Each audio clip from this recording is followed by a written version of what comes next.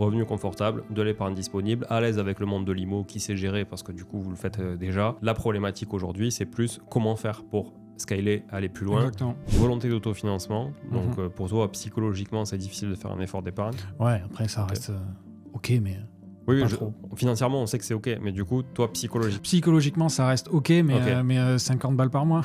on va dire les deux sujets, structuration et scalabilité un peu du truc. Ouais. Voilà, donc consolider et continuer de développer. Salut tout le monde et bienvenue dans cet épisode coaching, un épisode hors série où je coach des gens en direct, sans préparation, sans rien.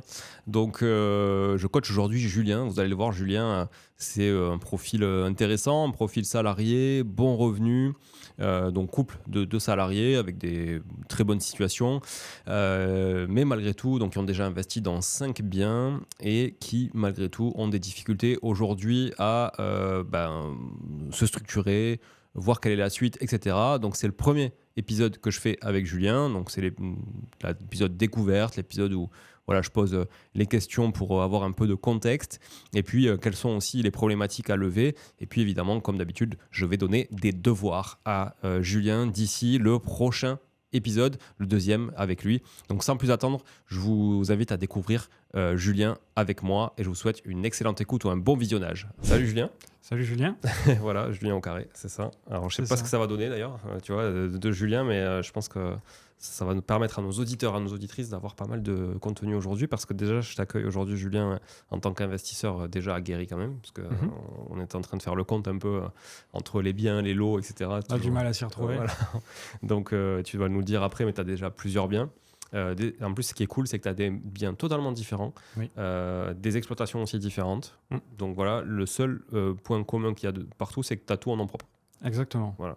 Donc moi, ce que je te propose, c'est comme ça qu'on démarre le premier épisode de coaching, c'est que tu te présentes au niveau pro et perso. C'est vachement important dans le cadre du patrimoine. Et après, je te couperai certainement, je te poserai des questions pour creuser un petit peu. Et puis, on va aussi exposer tes problématiques et celles que tu as données quand tu nous as contactés. Ça marche, très bien. Donc Julien, j'ai 36 ans. Je suis père de 2 enfants, un petit de 4 ans et une petite de 14 mois, qui nous occupent pas mal en ce moment. Voilà, c'est le début de l'hiver. Et j'ai rejoint une nouvelle société il y a 6 mois, et donc maintenant je suis directeur commercial de cette société-là. Je suis commercial aujourd'hui, donc voilà, c'est mon activité principale. Pas mal de déplacements, du coup. Cette boîte est basée dans les pays du Nord, donc je voyage beaucoup. Et effectivement, comme tu le disais, j'ai investi dans l'immobilier. On a commencé... Donc quand je dis « je », c'est nous, c'est vraiment moi et ma compagne. Je suis absolument pas tout seul sur ce sujet-là.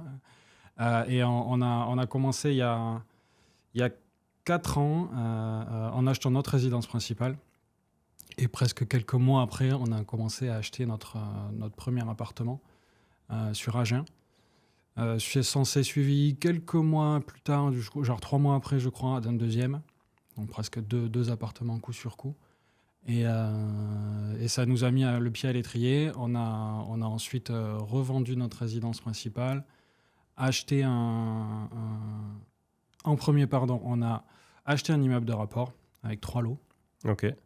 Dont 2 appartements refaits de A à Z et un qui est en location nue. On attend que le locataire s'en aille pour passer en meublé. D'abord faire beaucoup de travaux, tout refaire et ensuite passer en meublé. Et janvier, on a vendu notre résidence principale pour en racheter une autre. Et cette résidence principale a son propre appartement indépendant, donc à Toulouse, quartier Croix-de-Pierre, qu'on exploite en Airbnb, qu'on a refait de A à Z, que j'ai refait avec l'aide de ma compagne de A à Z. Voilà, et on a terminé la boucle avec un nouvel appartement sur Agen également, qu'on exploite en Airbnb. Voilà. Ok, intéressant. Tu peux me donner quelques dates rapides? Donc tu disais la première c'était il y a 4 ans, premier appart à Agen, c'était c'est en même temps. Je crois qu'on a signé notre résidence principale en février 2020 et novembre, je crois que c'était octobre et novembre, les 2 appartements suivants. En fait, il y a eu des décalages avec les notaires et au final, on a acheté les 2 pratiquement. Donc 2020. Les 2 à Agen? Oui. Ok. Les 2 à Agen, l'immeuble de rapport, il est où? Agen aussi. Agen. Ok, donc finalement, tu n'as que la résidence principale à Toulouse. Tout le reste est à Agen. Exactement. Ok. Agen, pour ceux qui ne savent pas où ça se situe, donc c'est A-G-E-N, parce qu'avec mon accent, des fois, on peut l'écrire différemment. Et vous le tapez sur la carte et vous le verrez. C'est ça. Vous le verrez, c'est un peu plus au nord que Toulouse. Ouais, la capitale du pruneau. Voilà, exactement, capitale du pruneau, noyauté ou dénoyauté. Ok, donc pour ceux qui ont des problèmes de transit, c'est bon à savoir, n'est-ce pas? Voilà. Ça marche. Incluant location courte durée, donc ça j'avais noté, c'est la résidence principale. Moi j'aimerais bien que tu me détailles un petit peu quels sont les appartements, parce qu'il y a un peu tout, on le sait. Est-ce que tu peux nous dire le premier, qu'est-ce que c'est comme appartement? Ouais, le premier, alors c'est un T2 de 38 mètres carrés. Ok. Loué aujourd'hui 520 €, avec beaucoup de charges, celui-là, parce que c'est un chauffage collectif et eau chaude collective. Donc on est à 400 plus 120. Mais bon, il y a de la demande. En fait, on l'a reloué la semaine dernière, en l'occurrence. Ok. Voilà. Le deuxième, c'est un T1 bis. Il y avait une cloison, mais ça faisait une chambre toute petite. Donc au final, on l'a fait tomber. On a transformé le T2 en T1 bis, avec un joli claustro en bois. Ok. Loué 490. On a 60 € de charge sur celui-là. Ok. Donc les deux, là, sont en copro. Ensuite, on passe à l'immeuble de rapport. On a un studio au rez-de-chaussée qui est loué 340. Ok. Juste au-dessus, un T2 loué 490. Et au deuxième étage, on a c'est un T2 sous les combles, loué 300 € en nu. Depuis 20 ans à la même personne. Quand cette personne s'en ira, on changera ça, mais pour le moment, on ne touche à rien. Ok. Aujourd'hui, vous ventilez la fiscalité de ces biens là, du coup, en nu, en LMNP?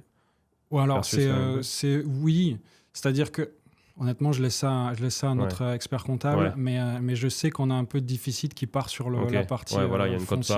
cote part. Ouais. Principalement. Après, on est tout au réel. Ok, donc tout en LMNP au réel, sauf celui-ci du coup qui est pas en LMNP mais qui est en nu, et donc il y a une cote part effectivement qui doit être faite par l'expert comptable. Exactement. Ok. Et le dernier à Agen, c'est un appart? Le dernier à Agen, c'est un appart qui est donc lui c'est 3 chambres. On l'a transformé en 3 chambres qu'on loue en courte durée. Ok. On a environ 2000 € par mois de revenus. C'est via une conciergerie en l'occurrence. Ouais. Donc quelques frais associés. Mais voilà. Combien il vous reste à la fin, tu sais? On doit enlever environ entre 5 et 600 € par mois, donc 1004, je dirais. Ok, ça c'est beaucoup. Ouais, et qu'on louerait honnêtement la moitié. Hein, si on c'est beaucoup là pour le coup. Ça c'est une très très bonne opération. Ok. Est-ce que tu peux me donner les prix d'achat à côté de tous ces apparts, si tu les connais? Premier appart, donc le T2, 47 500. Ouais. Hors frais de notaire, tout ça.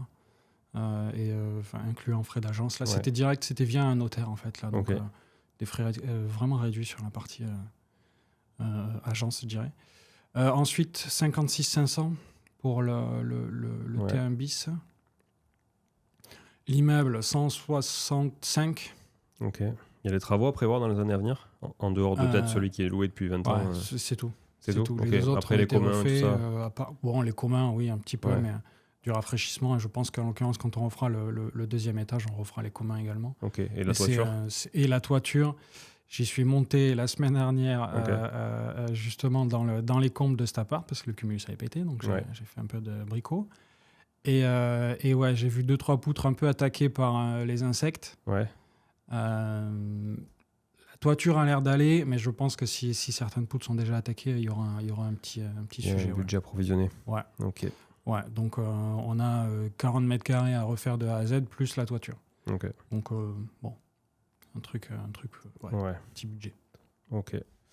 40 mètres carrés à refaire de A à Z, plus toiture, tu budgétises combien? 60 000 peut-être? Je pense, ouais.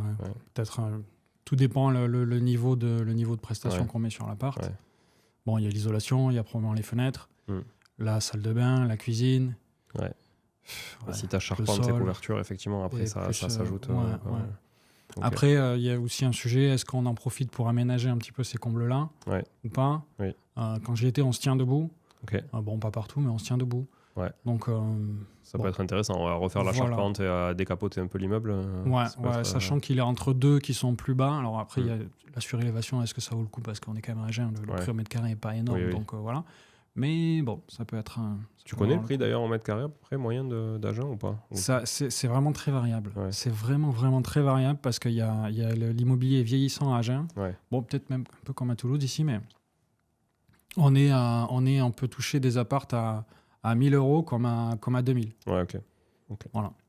C'est vraiment ça. Ouais, c'est souvent ces villes qui sont un peu en transition, où il y avait beaucoup de logements insalubres. Qui petit à petit se refont aussi, grâce d'ailleurs au Toba qu'il y a eu là. Exactement. Voilà, ouais, ça se refait pas mal. Ok. RP, quelques chiffres sur la RP, alors donc c'est deux habitations finalement. Nous on appelle ça notre maison, mais c'est plus un immeuble on dirait. Avec rez-de-chaussée, premier étage qui est notre habitation principale, plus le deuxième étage qui est un appart indépendant. Le tout acheté 610. Voilà, on a refait en prorata, en fait, on fait 2 tiers, 1 tiers sur la surface et le prix d'achat finalement de chaque lot. On a mis environ 50 000 dans l'appart du haut pour le refaire de fond en comble. Et là, on le loue, pareil, 2 000 euros en courte durée. Ouais.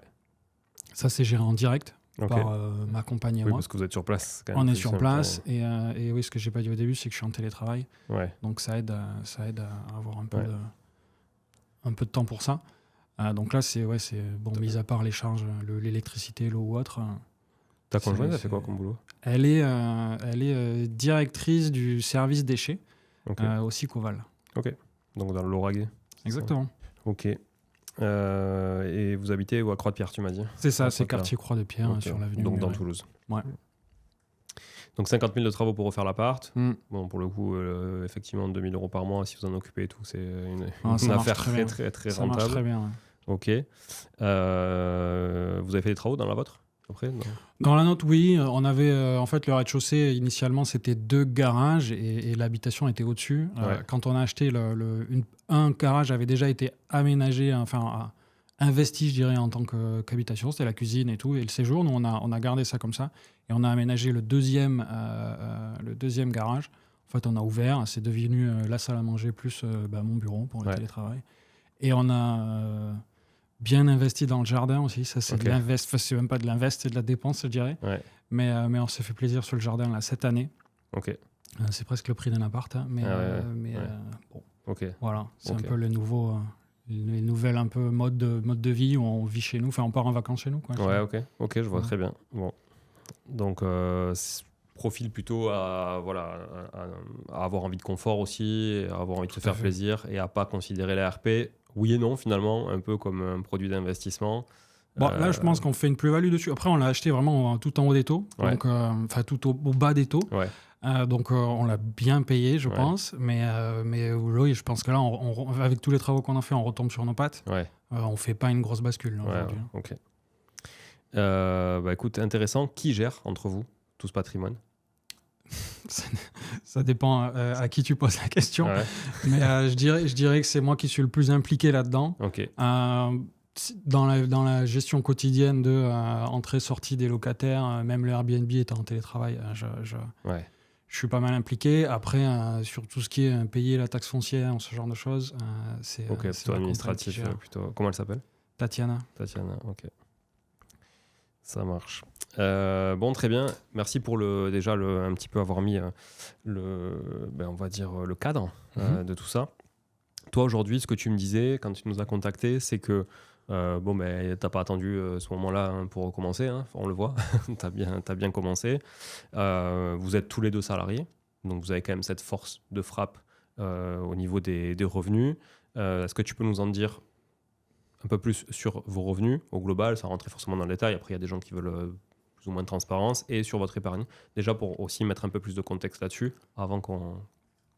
Disons qu'aujourd'hui, si par exemple on se base sur notre taux d'endettement, au-delà de nos revenus, on a des revenus confortables, mais on a surtout un taux d'endettement là aujourd'hui je faisais le calcul tout à l'heure, à 27%. Ouais. Si on monte à 33-35%, il nous reste 1 500 euros en gros de capacité d'épargne, sans loyer, pour pouvoir lever un peu de dette. Voilà, à côté de ça, on a une épargne Les livrets des enfants sont remplis, les nôtres aussi. On a des assurances vie. Là, on est en train de compter un peu ce qui reste pour mettre sur le PER. Ouais.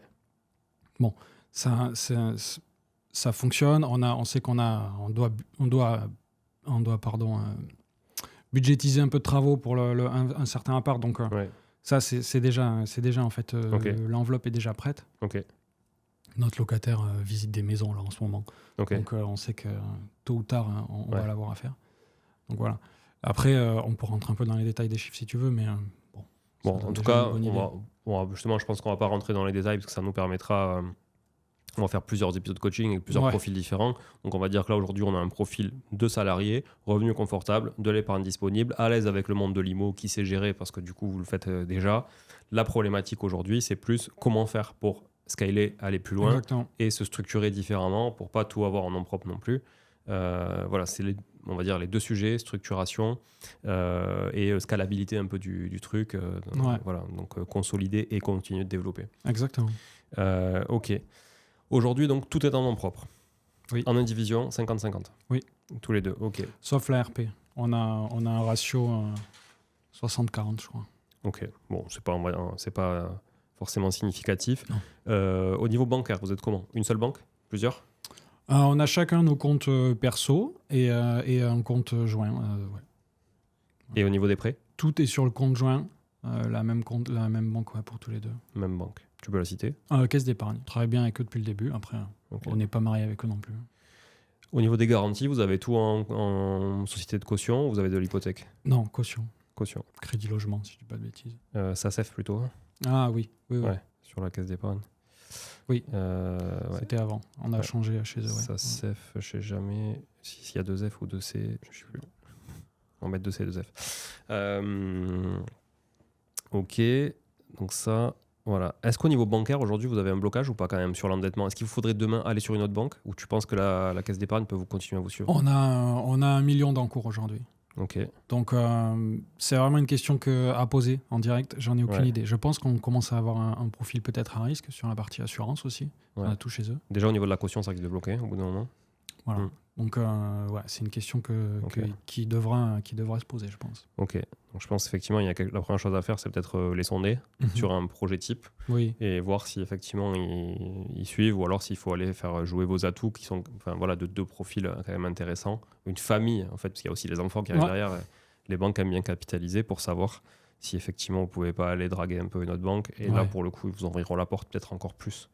oui, Voilà. d'accord. Ça, je pense que ça peut être intéressant. Au-delà des conditions, juste de la faisabilité, quoi. Tu vois, demain, tu veux faire un projet, on va en parler, hein, de typologie de projet, mais si tu envisages un projet à 500, 600 000, bah, ça ferait 50% d'encours en C'est plus. clair.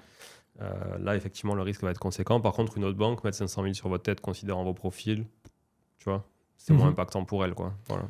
Ouais. En matière, justement, de typologie de biens, aujourd'hui, sur tous les invests que tu as, que vous avez. Oui. Je vais faire comme toi, tu vois, je vais m'adresser à toi, Très mais je bien. m'adresse à Tatiana aussi ou à la famille.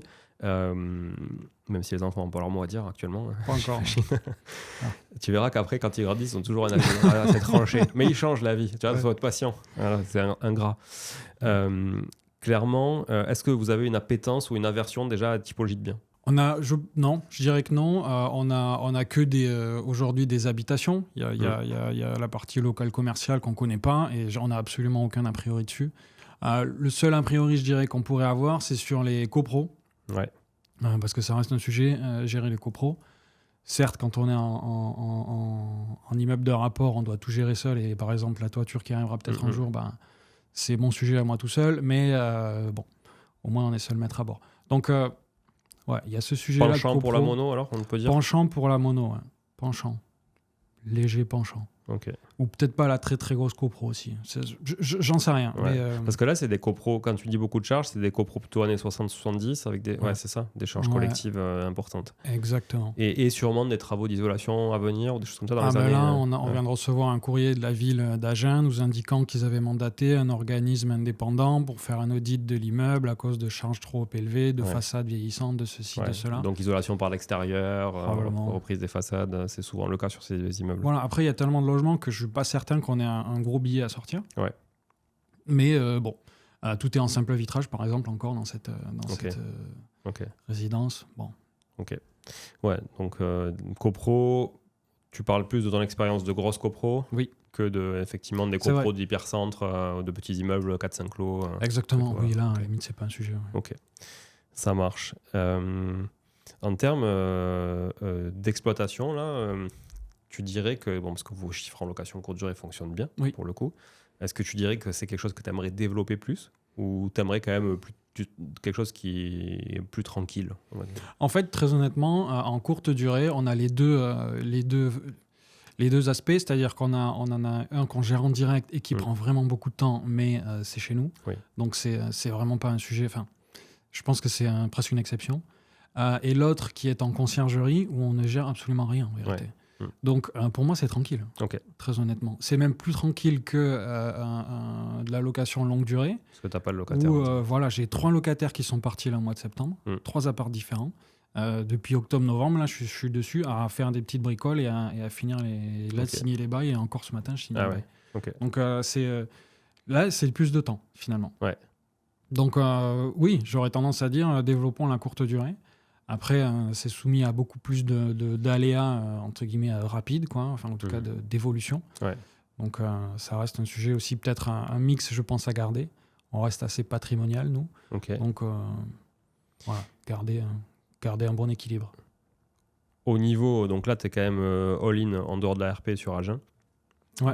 Pas mal. Est-ce que c'est quelque chose que tu veux continuer de développer ou tu aimerais diversifier géographiquement? Parce que tu dis patrimonial. Oui, j'aimerais vraiment diversifier. Après, Agen, je pense que ça reste une bonne ville qui se développe. Mais on gère tout en direct. Alors, j'ai un peu de famille là-bas qui me donne un coup de main quand j'ai besoin, mais on gère tout en direct. Donc, soit on passe en agence et à la limite, on investit à l'autre bout de la France, c'est pas un sujet. Soit on se rapproche un peu de chez nous quand même. Et là, c'est combien, pour ceux qui ne savent pas où c'est combien de temps de chez toi? Une bonne heure. Une bonne heure. Pas plus, je pensais que c'était. Une heure et quart. Et s'il y a des bouchons sur le périph' toulousain, c'est un peu plus loin. Ouais. C'est encore un autre sujet. Ok, je le voyais un peu plus loin, tu vois. Non, c'est vraiment pas très loin, c'est pour ça. Okay. Ça se fait. Ok, très bien. Qu'est-ce qui te ferait rêver aujourd'hui en termes de patrimoine? Si tu te projettes à 10 ans, 15 ans, 20 ans? Est-ce que c'est un appart dans un immeuble années 70 à Agen? Non. Ou... qu'est-ce que ça peut être? Non, bah, je sais pas répondre à cette question. Je suis navré. Ce serait... En fait, je vois plus ça. Moi, ce qui me ferait rêver en patrimoine, c'est ma maison à moi, qui serait peut-être payée ou en gros, je serais sur ma terrasse à me dire c'est bon, c'est réglé, c'est chez moi. Okay. Et celle-là, elle serait au bord de l'eau, par exemple, sur la vue sur la Garonne et les petits oiseaux qui chantent. Et payé grâce à, bon, certes mon boulot, mais également, oui, des apparts qui tournent bien. Mais après, les apparts, ils peuvent être n'importe où, ça m'est complètement égal. Ok, donc vraiment, tu dissocies cette partie-là. C'est très bien, mais c'est intéressant, tu vois, d'avoir aussi un objectif comme ça, qui reste un objectif immobilier en soi, mais plutôt familial, finalement, et patrimonial. Ok. Alors, qu'est-ce que tu aurais comme question comme ça à poser sur la structuration ou comment faire pour acheter, parce que bon, le financement, ça va pas te bloquer. Donc en soi, voilà. C'est quoi tes questions concrètes? Moi, ma question, si vraiment le fait d'investir à Agen, c'est bien, ça nous a mis le pied à l'étrier, mais je pense que si on veut passer peut-être à l'échelle, en tout cas, si on veut pouvoir gérer ça différemment, il faut qu'on se rapproche de chez nous. Ouais. Donc si on regarde la géographie, c'est Montauban ou Toulouse directement, la région toulousaine. Je connais absolument pas le marché local.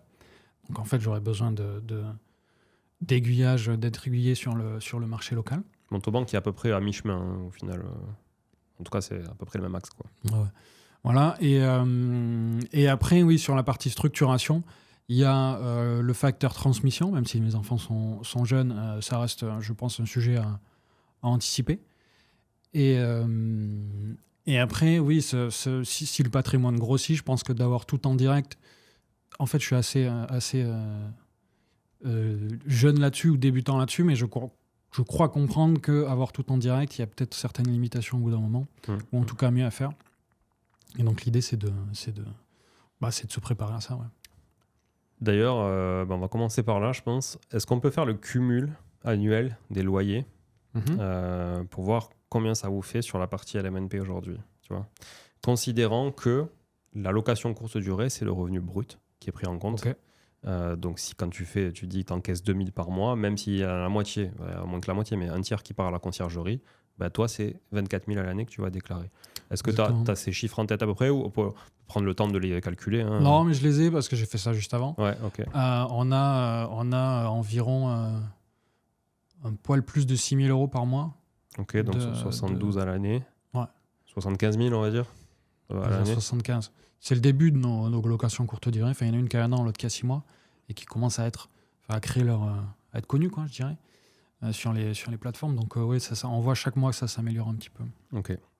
75 000, ça vous laisse beaucoup de marge par rapport à votre revenu fiscal salarié? Oui. Enfin, ouais. On a encore un peu de marge. Ouais. Est-ce qu'il y a une volonté de réduire un petit peu la charge de travail au niveau salarial et tout ça dans les 10 ans qui viennent ou pas du tout et vous considérez avoir au minimum ces revenus en fait? Dans les 10 ans, non, mais dans 10 ans, peut-être. Ok. Dans les 10 ans, non. Moi, je viens juste de changer. Ouais. Donc, en gros, c'est pour 10 ans. Okay. Enfin, bon, je ne sais pas, mais c'est un peu l'idée. Et Tatiana, clairement, je pense qu'elle travaillera toute sa vie. C'est vraiment quelque chose... Enfin, elle... Sa mission, c'est une mission qu'elle voit, c'est plus une mission qu'un job. Donc non. Voilà. On pourrait rajouter beaucoup là? On peut doubler? On peut doubler. Ok. Bon, ça c'est quand même intéressant parce que tu vois, tu m'aurais dit il y a une volonté, par exemple, moi j'ai la volonté d'arrêter de travailler ou ma femme a la volonté d'arrêter de travailler.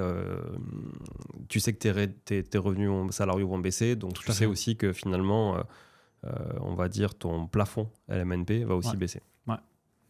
Là, c'est pas le cas pour le coup, et vous avez encore de la marge de manœuvre. Et on sait que, en faisant abstraction de projet de loi finance, etc., parce que sinon on n'en finit plus, aujourd'hui, le LMNP, ça reste la structure la plus adaptée fiscalement. Il n'y a pas de sujet. La contrainte, c'est faire du meublé. Ouais.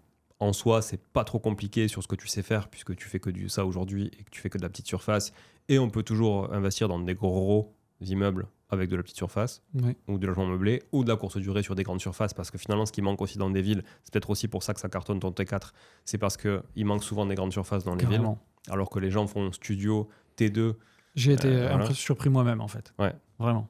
Mais les conciergeries avec qui j'échange sont assez unanimes là-dessus. Ouais. Donc le conseil déjà qu'on peut donner à tout le monde, si vous voulez faire de la courte durée, déjà sortez des grandes villes et faites des grandes surfaces. Parce que voilà, il y a une vraie demande et il y a très peu d'offres. Ah oui. Mais ça coûte plus cher. Donc voilà, il faut ça, peut-être ça répond pas aux besoins de tout le monde, et enfin en tout cas aux moyens de tout le monde aussi des fois. Ouais, ça coûte plus cher. Après, bon, en termes de... Oui, il y a au mètre carré, ça coûte plus cher. Après, en termes de travaux, c'est pas énormément plus cher. On rajoute des chambres, on rajoute pas des cuisines. Oui, du sol, de la peinture, c'est moins cher. Ouais, mais bon, je pense qu'il y a quand même un effet d'uniformisation qui fait que c'est pas si plus cher que ça. Ouais, c'est vrai. Donc là, on se dit, bon, il y a quand même pas de volonté de changer, on va dire. Et c'est plutôt stable pendant 10 ans. On sait qu'on arbitre quand même des biens 10, 12 ans, tu vois. Donc finalement, considérant que le LMNP ne change pas, moi, j'imagine très bien ne pas structurer aujourd'hui. Alors, ça ne veut pas dire ne pas préparer pour demain. Mais en tout cas, aujourd'hui, les prochaines acquisitions, à titre personnel, et encore une fois, c'est des conseils qui sont très subjectifs, hein, mais à titre personnel, considérant votre profil et votre situation, moi, je continuerai à développer le LMNP. Parce qu'il n'y a pas besoin d'aller chercher une fiscalité plus importante à la sortie avec une SCI à l'IS, par exemple. Parce qu'un SCI à l'IS, tu le sais sûrement, à la sortie, justement, c'est ce qu'ils veulent mettre en place sur la LMNP, tu vas payer de la plus-value sur une valeur nette comptable. Tout à fait. Donc tes amortissements, finalement, ce que tu auras gagné, tu vas le reperdre à la sortie. C'est le cas en SCI à l'IS, malheureusement. Je suis en train de vendre un bien à l'IS. Bon, je sais que ça va me coûter cher à la fin de l'année. Et que la boîte va payer beaucoup d'impôts one shot. Mais c'est comme ça, j'en ai pas payé pendant les années de détention. Au bout d'un moment, si tu le payes pas au début, tu payes à la fin. Sauf au LMNP. Donc, pour le moment. Mais au pire, ce sera le même cas que le IS. Mais l'argent sera à toi. Il ne sera pas à la société. D'accord. Tu vois, c'est aussi quand même l'avantage. C'est que non propre, la case IS, tu l'as pas. La case flat tax, tu l'as pas. C'est quand même deux cases qui pèsent. Ça fait, tu vois, c'est 15 ou 25%, plus 30% sur ce qui reste. Donc, voilà. C'est ça aussi qu'il faut avoir en tête. Donc, aujourd'hui, le LMNP, même si on recalcule les amortissements, ça reste plus intéressant que la SCI à l'IS. C'est sûr. Ok. Donc, pour moi, je continuerai là-dessus. Mais, comme on ne va pas s'arrêter là pour l'épisode, on va quand même prévoir la suite. Peut-être. Très bien. Je pense que la suite... Tu peux challenger, hein, ce que je te dis aussi. Si Non, t'as mais en besoin. fait, je suis assez d'accord avec toi, mais ce que tu dis, on n'est pas à l'abri d'avoir un changement de vie professionnelle. Bon, il peut arriver quoi que ce soit. Et on n'est pas à l'abri de faire aussi un bon coup, de prendre un immeuble qui fait... Enfin, bon, l'un dans l'autre, ça peut quand même, je pense, arriver assez vite, le passage en LMP obligatoire. Oui. Donc, à anticiper, vraiment à anticiper. Au moins, ce qu'on a besoin, c'est d'avoir une direction. De savoir que, OK, on a tel et tel facteur qui font que, OK, là, maintenant, on s'y met. Après, le LMP en soi, il y a pas vraiment... Il y a quand même des avantages et des inconvénients. Enfin, il y a des inconvénients et aussi des avantages, hein, quand même.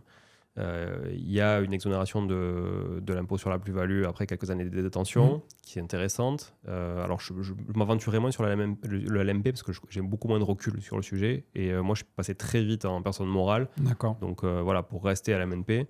Donc, j'ai peu de culture sur le LMP. Mais bon, de mémoire, c'est 5 ans de détention. Après 5 ans de détention, tu commences à avoir des abattements importants sur quand même les plus-values, tu vois, à la revente. Donc, il y a quand même ces avantages-là. Tu déduis tout, pareil, il n'y a pas de sujet. Et en plus, ça peut venir déduire tes revenus personnels, ce qui n'est pas le cas du LMNP. Okay. Donc tu vois, il y a quand même aussi un effet qui se coule derrière, qui est intéressant sur tes propres revenus, comme le déficit foncier, ou une partie du déficit peut s'imputer sur les revenus globaux. Un LMNP, c'est vraiment un silo, en fait, hein, ça reste intra-silo, alors que le LMP, c'est de l'inter-silo, quoi. Perso, IMO, etc. Donc ça peut avoir du sens. Ça pourrait, ouais. Voilà, surtout que j'imagine que vous avez une imposition qui est assez conséquente, vu vos revenus. Donc pourquoi pas, tu vois. Ça, c'est plutôt un expert comptable qui devra, tu vois, qu'il aurait fallu asseoir sur le 3e siège pour rentrer dans le détail, ou même un notaire assez calé sur le sujet. Moi, voilà, je ne vais pas m'avancer outre mesure là-dessus et raconter des salades, j'aime bien quand c'est précis. Par contre, ce qui est sûr, c'est que vous avez quand même... il faudrait que vous divisiez vos revenus par 2 aujourd'hui quand même, à minima, à minima, même un peu plus, pour que vous passiez à LMP. Donc ça vous laisse de la marge. Tout à fait. Après, oui, il y a des aléas de la vie, etc. Non, mais tu ne peux pas tout anticiper, c'est impossible. Non, mais voilà. Ouais. Non pas. La problématique que tu peux avoir, c'est si tu achètes un gros immeuble et qu'il y a du nu, comme là, tu as des locataires qui sont en nu, voilà, tu vois, donc tu es bloqué, tu peux pas faire beaucoup de travaux parce que y a quelqu'un dedans. Donc tu subis la fiscalité. Exactement. Et ça peut être la problématique. Donc ça pourrait être, parce que là, bon, j'imagine que tu n'as pas envie d'acheter un bien, tu as envie d'aller acheter... Pourquoi pas, mais bon, voilà. Si je peux gagner un peu de temps, je suis très occupé, quoi. Donc, bon, pas comme tout le monde, mais... Mais si tu veux, je pense que il peut y avoir du sens à développer le LMNP et il peut y avoir du sens, selon les opportunités que tu vas avoir, à commencer à monter une personne morale à côté, tu vois, typiquement une SCI à l'IS, par exemple, pour décorréler vraiment la fiscalité de votre fiscalité perso, vraiment faire un autre silo immobilier, mini foncière familiale pour demain, pour cette période après 10 ans, tu vois, où justement, voilà. Pourquoi ? Parce que ça te permettra déjà d'avoir cette coquille, d'avoir commencé à travailler, et tous les biens que tu achèterais maintenant en LMNP que tu vas arbitrer d'ici 10 ans, admettons que vous arrêtez de bosser depuis 10 ans, tu ne veux pas passer à LMP, admettons que la fiscalité n'est pas changée, tu ne veux pas passer à LMP, tu vends, tu récupères énormément de cash, avec la plus-value des particuliers, plus un petit abattement. Donc franchement, tu récupères du cash pas mal. En plus, tu as des biens qui sont assez rentables, donc tu vois, tu n'as pas trop de problématiques à faire d'efforts d'épargne et tout ça chaque mois. En plus, vous pouvez le faire en soi, a priori, avec vos revenus et vos dépenses. Et là, tu prends ce cash, tu l'amènes dans la SCI en compte courant, et là, ça te fait un gros pouvoir, tu vois, de levier derrière pour aller dire à la banque. En plus, vous aurez encore plus de recul et tout. Et là, tu achètes un truc plus structurel, plus patrimonial, tu vois, un truc plus conséquent qui te demandera peut-être moins de rendement finalement, parce que c'est plus ce que tu chercheras. Oui, tu vois. Je vois. Et tu auras consolidé quelque chose pendant 10 ans, même 15 ans, au final, ça fait déjà 4 ans. Et ça te permettra d'avoir un truc patrimonial type foncière familiale. Voilà. Ou de récupérer du cash pour acheter ta RP que tu veux avec la vue sur la Garonne. Enfin, tu vois. Mais tu pourras l'arbitrer comme tu veux. Voilà. Mais pour moi, d'ici 10 ans, il n'y a pas besoin, outre préparer ça, d'avoir une personne morale ou alors répondre aux besoins de la location nue via une SCI-LIS où tu pourras faire les deux, des locaux commerciaux, etc. Si tu as un immeuble mixte, c'est pareil. Avec un local commercial en rez-de-chaussée, tu es marron pour le LMNP. Tu vois, tu es obligé de séparer tout et ça devient une galère au bout d'un moment. Donc ça peut avoir du sens. Ok, clair. Côté transmission, ce qui peut être intéressant là, encore pour rejoindre le LMNP, c'est créer une SARL de famille, Parce que la SARL de famille va permettre de mettre ta famille, comme Oui. son nom l'indique. Donc, la SARL famille, tu peux faire avec parents, enfants, frères et sœurs. Donc, vraiment, filiation, lien direct de filiation. Et ça permet quoi? C'est le seul régime personne morale qui permet de bénéficier c'est la seule personne morale qui permet de bénéficier du régime LMNP. Bac. Donc, tu peux continuer du LMNP en étant personne morale et du coup en optimisant la transmission de demain parce que ça va être de la part sociale. Ok. Voilà. Mais ça reste une société de personnes. Donc, tu peux pas avoir, par exemple, si tu crées une holding demain, une personne morale, tu peux pas rentrer avec. Il faut que les associés soient des personnes physiques, contrairement à une SCI, par exemple. Ok. Voilà. Mais c'est très bien. Moi, je pense que ça peut bien répondre à vérifier, enfin, tu vois, à refaire confirmer par ton expert comptable. S'il maîtrise le sujet de la SARL de famille, je pense que vous pouvez en discuter. Parce que là, pour le coup, au niveau transmission plus LMNP, c'est quand même assez intéressant. La partie structure, holding, tout ça, je la mets de côté. J'ai toujours tendance à dire que si tu n'as pas, alors peut-être que tu l'as, mais si tu n'as pas d'activité en dehors du salariat, Non. ça veut dire que tu n'as pas de cash professionnel. Non. Donc, il n'y a rien à faire remonter, à redescendre, etc. Non. Hors immobilier, non. Voilà. Donc, vous avez une fiscalité, quoi qu'il en soit, personne physique. Vous n'avez pas le choix parce que c'est la boîte qui vous verse tous les mois et C'est ça. vous pouvez pas lui dire verse-moi les dividendes à la fin de l'année, quoi. Non. Donc, voilà. Donc, moi, je balayerais déjà cette question-là. Enfin, tu l'avais peut-être pas, mais en tout cas, je balayerais. Non, je ne ça, l'avais pas. voilà. Donc là, ça serait, si je récapitule, LMNP développé via sûrement une SARL de famille pour le coup et pas en indivision comme vous faites aujourd'hui. Ok, ça veut dire en gros au prochain bien, Ouais. on met en place Une cette, SARL. Ouais. okay. Une SARL. Ok. Ouais, ça va pas vous coûter beaucoup plus cher que de la compta LMNP. Alors ça fera une compta différente parce que ça reste une personne morale, voilà, une société à part entière. Mais voit peut-être fait chiffrer, ça peut être, tu vois, pour la prochaine fois qu'on se revoit, ça peut être intéressant d'avoir une sorte de devoir à faire et de se dire, oui, ok, j'ai vu avec mon expert comptable, ça va me coûter tant, il trouve que ça a du sens, pas de sens, c'est intéressant de challenger aussi les idées des professionnels, tu vois. Complètement. Okay. Si tu as un notaire, demande-lui aussi. Tu as fait toutes tes acquisitions avec le même notaire? Ou presque. Mais maintenant, oui. Ok. Demande-lui. Le conseil du notaire, il est gratuit, il est objectif, a priori. Ouais. Franchement, ça peut être intéressant. Il est sur Toulouse? Agen. Agen, ok. Ouais, c'est bien. Franchement, moi, je conseille souvent de prendre un notaire local. Parce qu'il y a un permis de louer à Agen ou pas? Pour louer, je crois pas. Okay. Ça me dit rien. Ouais, tu l'aurais su parce que ça fait partie des pièces. Et ça, non. Ok. Non, il n'y a pas. Ok. Et à Toulouse, il y en a? Non, Toulouse, non. Montauban, t'en as un, par exemple. Ok. Donc, c'est bien d'avoir des notaires qui le savent déjà, tu vois, qui savent qu'il y a un permis de louer. Il y a contrôle d'assainissement aussi à Agen ou pas? Non. T'as pas besoin? Non, voilà. Donc, c'est comme à Toulouse, il n'y en a pas. Montauban, il y a un contrôle d'assainissement. Ouais, non, mais ça me dit rien. Si ton pluvial se jette dans les eaux usées, t'as un an pour faire réparer. Tu vois. Je crois pas, ça me dit rien. Donc, c'est pour ça que les notaires locaux, c'est important. Donc, c'est super s'il est à Agen. Peut-être demande l'avis de notaire, demande l'avis d'expert comptable. Prochain épisode, ensemble, on challenge un petit peu tout ça, on regarde, tu me débriefes. Renseigne-toi sur combien ça coûte, quels sont les avantages et les inconvénients en considérant votre famille. Et après, voilà, la SCI à l'IS, pour moi, c'est pour répondre à une typologie. Tu as une méga affaire sur un immeuble, il y a un local commercial, il y a 2 lots en nu, où c'est des T5, tu sais que tu pourras rien en faire d'autre façon en meublé ou quoi. La LCD, il n'y a pas de potentiel ou autre. Tu es obligé d'acheter un SCI à l'IS, là, pour le coup. Voilà, ça va être... Ou alors, en nom propre, en nu, et faire du déficit foncier, mais ça va pas dans le cadre de la structuration, parce que le problème, si tu fais du nu pour faire du déficit foncier, c'est la course au déficit tout le temps. Ouais, après, nos LMNP, là aussi, aujourd'hui, dégagent, enfin, grâce à la courte durée, on ne sait pas si ça sera toujours le cas, mais dégagent quand même pas mal de cash flow chaque mois.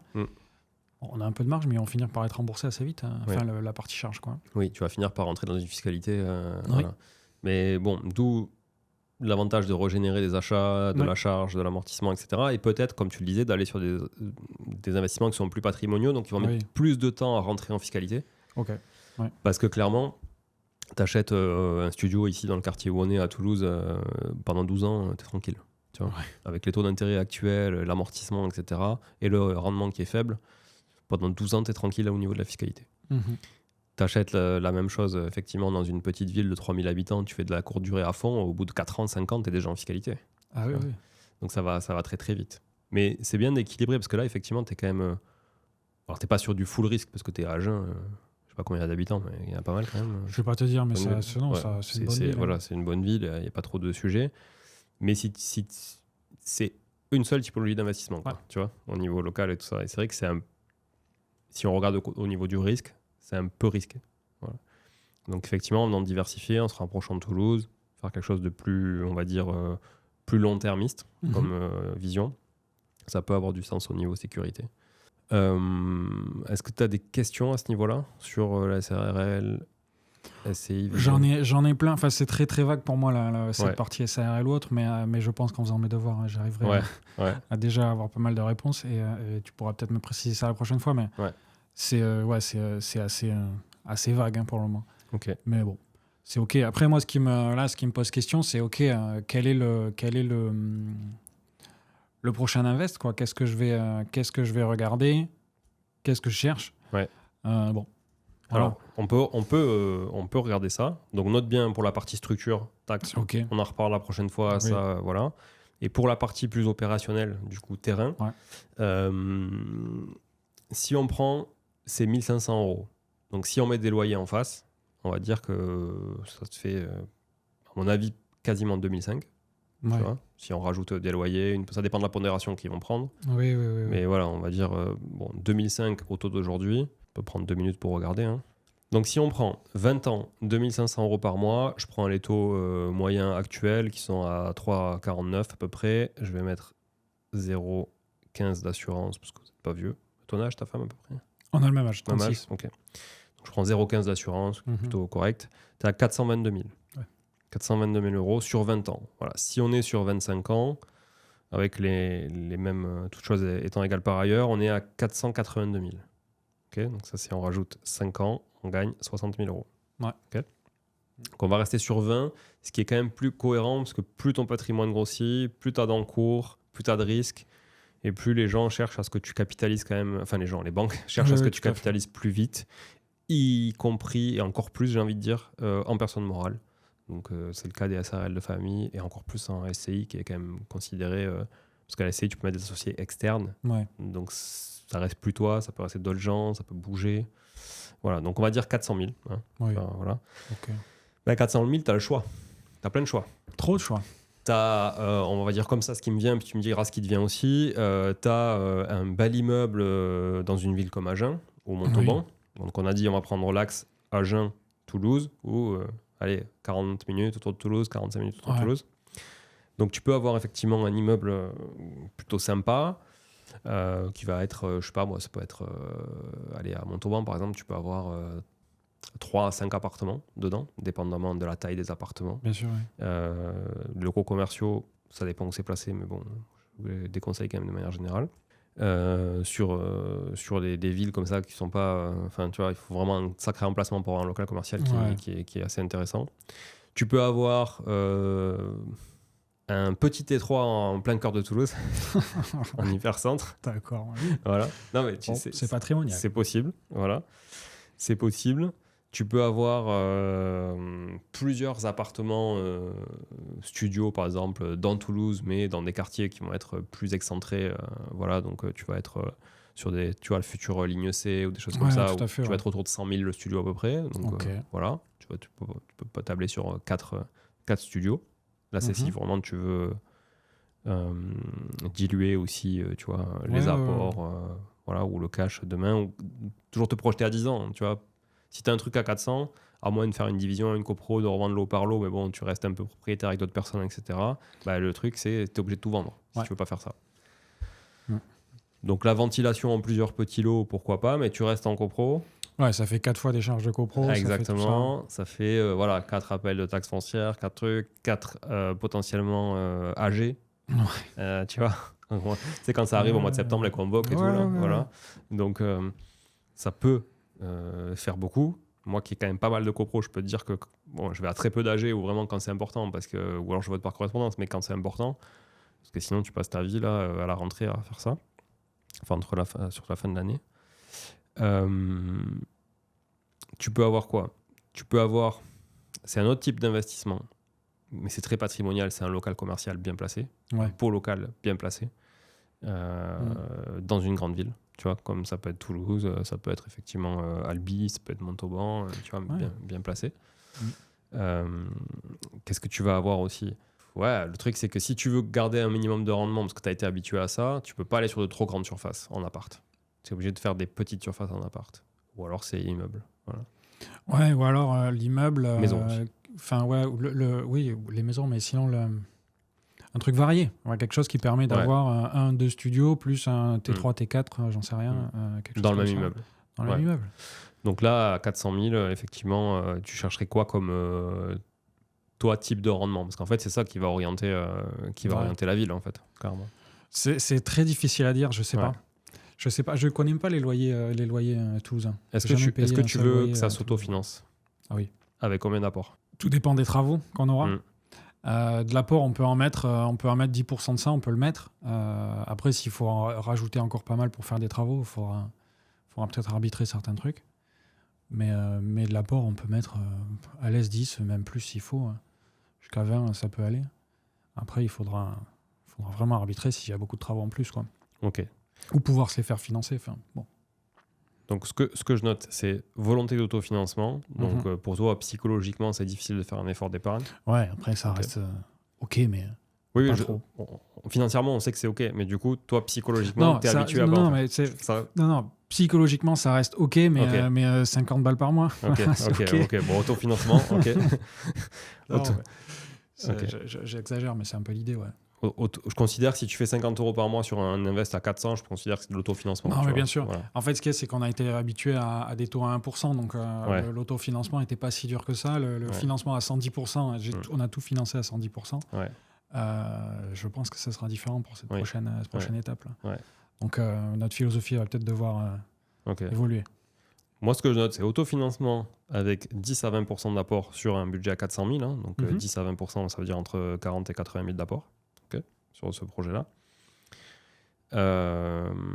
avec diversité de lots pour faire plusieurs types d'exploitation ou mixer en tout cas les rendements à l'intérieur, comme tu dis, location courte durée, location longue durée, du local commercial si c'est bien passé ou pas. Voilà. Est-ce que t'aimes les travaux quand même? T'aimes bien? Oui. Ouais. Enfin, oui. Avant d'avoir 2 enfants, en ayant eu un, et chez moi, c'était faisable. Enfin, l'appart au-dessus de chez nous. Là, 2 enfants et pas à la maison, c'est différent. Ouais. Mais oui, et puis j'en ai eu fait faire aussi pas mal. Enfin, tous les apparts qu'on a fait à Agen là, ont été faits pas par nous. Okay. J'adore ça en fait. Ok. Donc vraiment, plutôt bien avec travaux quand même. Ouais. Ok. Ouais. Donc ce qu'on peut faire, c'est que avec ces indicateurs-là, autofinancement 10 à 20 ans plus les taux actuels, ce qu'il faut mettre parce que c'est le truc que tu peux pas toucher, c'est ça en fait. Hein. Le taux, tu peux pas le toucher. Et les prix de marché actuels sur différentes villes autour de Toulouse, y compris Toulouse, du coup, ça va nous orienter sur telle ou telle zone. En fait. Okay. Bon, il y en a plusieurs évidemment, mais tu peux très bien en trouver dans Toulouse, mais ce sera des quartiers où peut-être tu n'auras pas envie d'aller. Ouais. Et tu vas là c'est sûr que dans Toulouse par exemple dans les quartiers où on est ici t'oublies, c'est impossible. Là où si tu es à l'intérieur des boulevards, c'est impossible. Si tu es un peu excentré, ça va dépendre des quartiers, mais franchement tu vois 31 100, tout ça, tout ce qui est en quartier, je sais pas si tu as envie d'y aller. Après t'es pas loin, hein, mais... Nous on est 31 300 je veux te dire chez nous c'est plutôt bobo quoi, mais tu changes 2-3 rues, c'est plus la même ambiance. Ouais. Oui, puis bon, ce que tu as acheté toi, je sais pas si tu peux avoir à mon avis tu seras pas en autofinancement avec 10-20% d'apport. Je pense pas. Voilà. Considérant en plus que tu restes dans Toulouse, que la location courte durée dans Toulouse, tu vois, c'est assez mouvant, y compris si tu es en personne morale, ça va être de pire en pire. Ouais. Donc, à voir ça aussi, tu vois. Ok. Tu la connais, la réglementation à Toulouse, maintenant, ou pas? Ben, alors, non. Enfin, nous, je sais qu'on a dû se déclarer et avoir un numéro. Ouais. Et je sais qu'il y a un sujet autour des gens qui en ont trop. Voilà. Mais après, comment ça fonctionne? Non, nous, on en a un, et donc, je n'ai pas creusé le truc. Per personne physique. Ok. Enfin, donc 2 on est en propre. couple, on a le droit d'en avoir un. Alors, c'est toujours la subtilité. Okay. Mais a priori, voilà, c'est l'indivision, tu vois. Okay, l'MNP, c'est une indivision. Donc, deux à deux, quoi. Oui, tu peux. Après, est-ce que c'est valable juridiquement en cas de... Tu vois, il n'y a pas de jurisprudence à Toulouse là-dessus. Mais, d'accord. Donc 2 maximum. Donc 2 maximum en nom propre. Et après, au-delà, il faut compenser du mètre carré d'habitation avec du mètre carré commercial avec du mètre carré d'habitation. Donc ça veut dire que comme toi, tu transformes une habitation en local commercial, puisque le LMNP, location courte durée, c'est du commercial. Ok. Du coup, tu es obligé d'aller dire, ok, mais attendez, moi j'ai un local commercial, donc je le transforme en habitation, donc finalement je n'enlève pas un logement du marché. Donc si tu fais ça, tu peux en avoir pléthore. Donc il faut acheter des rez-de-chaussée et les transformer Voilà. en Airbnb, en logement atypique. Ou comme certains font. racheter des droits, j'ai oublié le nom, ça me vient pas, ou racheter des droits de gens qui justement ont fait le contraire. Tu vois, il y a un business là-dedans. Il y a C'est un comme la vrai taxe business. carbone, quoi. Il y a un vrai business. Ok. Les gens qui prennent une habitation et qui transforment en bureaux ou en locaux commerciaux, du coup, eux, ils ont fait... qui ont acheté des locaux commerciaux et qui ont transformé en habitation. Oui. Attends, je te dis une connerie. Non, c'est l'inverse. Une habitation qu'ils ont transformée en bureau. Non, c'est ça. C'est des locaux commerciaux qu'ils ont transformés en habitation. Ok. Mais eux, ils ont ces droits-là. Ok, parce que, tu vois, ils ont créé du logement. du logement. Voilà, Tac, mais tac. ils ont pas sacrifié de logement en face. Ok. Donc, ils ont du bonus, tu vois, là-dessus. Ok. Et ça se monnaie. Tu D'accord. peux le racheter. Voilà. Bon, voilà, j'ai trouvé, je fais ma petite recherche. Donc, du coup, ça s'appelle les droits de commercialité. D'accord. Et donc, ce que ça dit, par contre, c'est qu'ils peuvent être cédés uniquement avant la transformation réelle en habitation, a priori. Donc, ça veut dire que la personne, tu dois trouver quelqu'un qui est en train de transformer un local commercial en habitation, et du coup, il va te céder ses droits avant la transformation à l'urbanisme. Ok. Tu vois. C'est Voilà. un prix au mètre carré. Ouais. En fait, ça se monnaie, hein, parce que D'accord. bon, le mec en soi, s'il le fait pas, lui va faire son projet quand même. Mhm. Voilà, donc c'est un bonus. Donc ça se monnaie. L'idée, le mieux, c'est de connaître quelqu'un qui le fait, tu vois. Voilà. Mais donc tu rachètes ça et tu rachètes un nombre de mètres carrés transformés. Ok. Donc ça peut, à mon avis, devenir un vrai business Ouais. avec toutes les restrictions qui se mettent. Voilà. Mais je ferai une capsule sur le sujet. J'avais prévu de le faire. Donc je vais bien bûcher le sujet et je ferai une capsule. Ouais, là-dessus. c'est-à-dire que le nouveau business, c'est de racheter tous les locaux commerciaux Ouais. transformables. Là. Ouais. Oui, mais un local commercial, souvent ça coûte cher quand il est bien placé. Voilà. Mhm. Et après, il faut aussi avoir l'autorisation de l'urbanisme de le faire dans ce sens. C'est Oui. plus facile de le faire dans ce sens parce que ça manque davantage de logements que de locaux commerciaux. C'est plus facile de le transformer dans ce sens, mais c'est pas dit que la mairie accepte quand même. Oui, puis il y a des Ouais. règles, créer une place de stationnement ou ceci ou cela. Enfin, il y a... Bon, ok. Voilà, ça dépend. Ça dépend des PLU, ça dépend de plein de choses. Et puis, Ouais. souvent, un local commercial, c'est quand même... voilà, tu sors de chez toi, tu es vraiment dans la rue, Oui. avec des grandes vitrines, donc il faut tout changer la façade. Donc, il y a la BF qui s'en mêle. Moi, j'ai déjà essayé de le faire en centre-ville de Montauban. J'ai jamais eu l'accord. Hein. D'accord. Voilà, pour le transformer. Mais parce que la BF ne voulait absolument pas qu'on bouge la façade, en fait. Donc, tu vois, Ouais. voilà. Donc, bon, complexe. En tout cas, petit tip, droit de commercialité, regardez, il y a un vrai business, des places de marché qui sont en train de se créer et tout pour acheter, revendre, ce genre de choses. C'est le marché, ok. Donc, typologie d'invest, ce qu'on va faire, c'est qu'on va prendre ça, tous ces critères, Mhm. et sur le prochain épisode, on va regarder ce qu'il est possible de faire. Nous, on va bosser avec l'équipe Artae sur quelles sont les hypothèses qu'on peut avoir avec tous ces critères-là. Et on t'indiquera justement au prochain épisode qu'est-ce qu'on pourrait, peut-être que j'amènerai d'ailleurs Arthur avec moi, qui est spécialiste du marché, tu vois, en Ça local, peut avoir du sens. Ouais. et qu'on voit. Et en fait, on partira d'un truc large. Et puis au fur et à mesure des discussions, c'est ce qu'on fait avec nos clients, au fur et à mesure des discussions, finalement on affine. Et à la fin, tu as un cadre de recherche. Et toi, tu peux partir sur tes recherches de manière plus sereine. Ouais. Parce que tu auras déjà fait ce cheminement sans te perdre dans les méandres du Bon Coin, etc. À dire, mais en fait, je peux tout acheter avec 400 000. Enfin, tu vois, en gros, Ah, mais c'est ok, ça. parce que je peux faire des visites, Bah oui. mais en fait, j'ai pas le temps. Enfin, Non. mon job est beaucoup plus rentable que ça, en fait. Ouais. Et donc, Donc, il faut orienter. Ouais. Il faut orienter, vraiment. Et c'est important. Et même pour nous qui le faisons, qui sommes payés pour le faire pour les gens, il faut que ce soit affiné en amont. Oui. Tu vois, et qu'on passe beaucoup de temps pour affiner ça, justement, pour être sûr que ça cadre vraiment avec la volonté du client. Oui. Voilà. Est-ce que tu as des questions à ce stade ? Pas du tout. J'ai Ok. hâte. Ok. Donc, on récapitule pour tout le monde, si vous nous prenez aussi, si vous avez avancé sur mes bafouillages. Du coup, on s'est dit, toi, tu as des devoirs qui sont expert comptable, notaire, SARL. Ouais. SARL de famille, voir comment tu peux structurer pour que fiscalement, toi, tu sais que tu vas avoir un switch à 10 ans, grosso modo. Et dans ces 10 ans-là, tu vois, entre 45 et 50 ans, on va dire, entre 10 et 15 C'est ans, ça.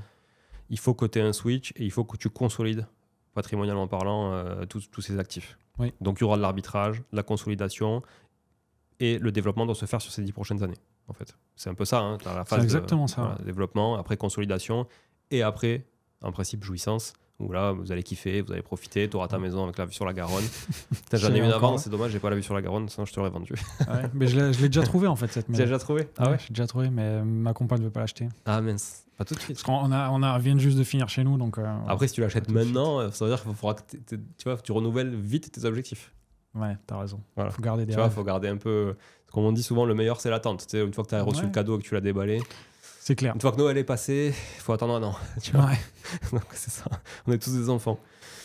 Et donc nous, on a des devoirs chez Artae, c'est du coup de travailler sur ces hypothèses d'investissement qui peuvent répondre à ce besoin. Ce besoin, ce sera peut-être plusieurs biens, ce sera peut-être un bien, Ouais. etc. Et toi, tu feras ton choix sur comment tu envisages le truc. Si tu n'as pas le temps, peut-être ça sera plus intéressant d'aller sur un seul gros bien parce que tu finalement mutualises un petit peu toute la charge. Voilà, Julien, c'est bon pour toi? Oui, Julien, Ouais, merci ok. beaucoup. Voilà, j'espère que en tout cas l'épisode vous aura aidé aussi à vous si vous êtes dans la même situation que Julien. On va essayer d'avoir des coachings à chaque fois qui sont différents, avec des profils différents pour que vous puissiez vous identifier parce que chacun a sa propre situation. Donc voilà, et puis n'hésitez pas aussi à réagir sur les réseaux, sur YouTube, où vous voulez d'ailleurs, hein, peu importe. Essayez de nous faire du feedback là-dessus. Et si vous voulez justement qu'on apporte d'autres choses aussi qu'on a pu oublier, parce que là on fait du live, on prépare pas grand-chose, on prend les notes sur place. Si vous pensez qu'on a oublié des choses, ben, n'hésitez pas à nous le dire, et puis on traitera aussi sur le prochain épisode. Voilà. Merci encore à toi d'être venu ici, et puis Merci de à m'avoir très reçu. vite. À bientôt. Merci, ciao, ciao. Ciao.